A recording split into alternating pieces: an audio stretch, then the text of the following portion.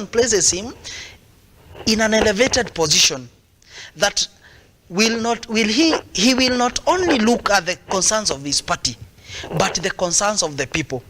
When the concerns of the people are greater or conflicts with the concerns of the party, yes, the constitution obligates him to choose the concerns of the people, because he is supposed to symbolize unity for them. Just like a national flag or the national anthem,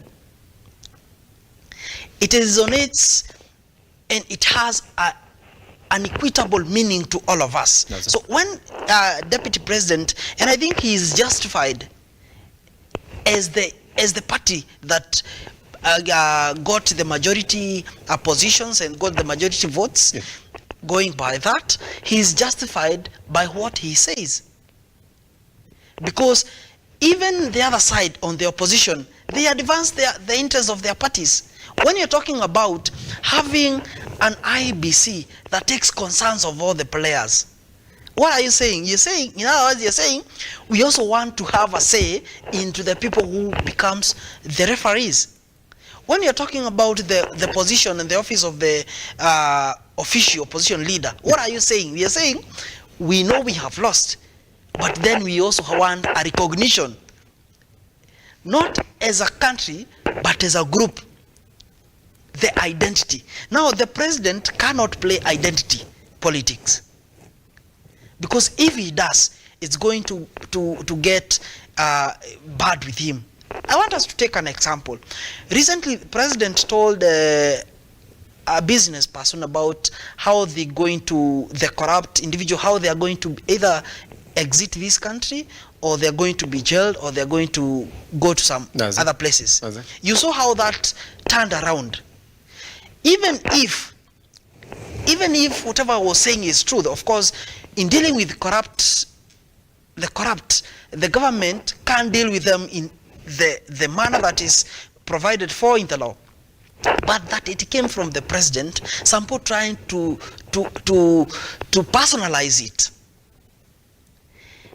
Even when we know in real sense the government should not condone corruption, but then what should happen? Due process ought to follow. What the president is saying, in long and short, what I'm saying is the utterances of the deputy president, yep, and the president, they have not, in terms of the constitutional measure, if you have to have a constitutional measure, the position and the utterances, the president ought not to speak the position of the party, because he's no longer playing politics. And people have told him over and over again, they've said, you guys, remember you were voted in, we are no longer in the campaign period. Serve the people of Kenya, and that's the big mandate of the government. But even then, we cannot forget that this government is formed by the party. The party itself, by the law, there is the law that guides on how a party should operate. So the understanding, I see nothing wrong with when deputy president defends the position of the party. That is what he's supposed to do. In front of the president. Paul. In front of the president, then my understanding would be, yes, sometimes, you know, in leadership, when you want to make a decision, yes, as a leadership, there are some factors that influences you.